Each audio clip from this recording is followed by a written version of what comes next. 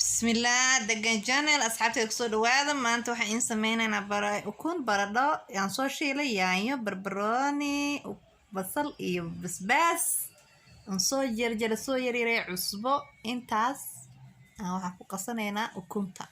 ukunta marka hore si fiican u garaacaynaa kadib aan isku dhex dardareynaa aan isku walaaqaynaa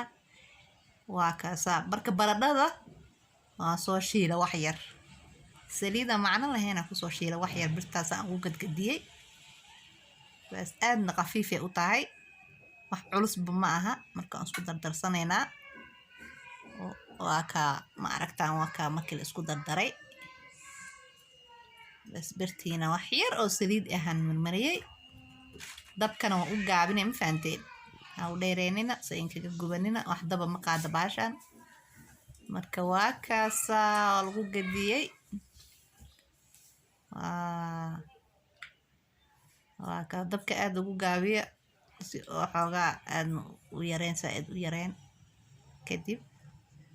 kaas marka dhinacaan waxay santo oo qalashay korka qalasho hoos u gadinaynaa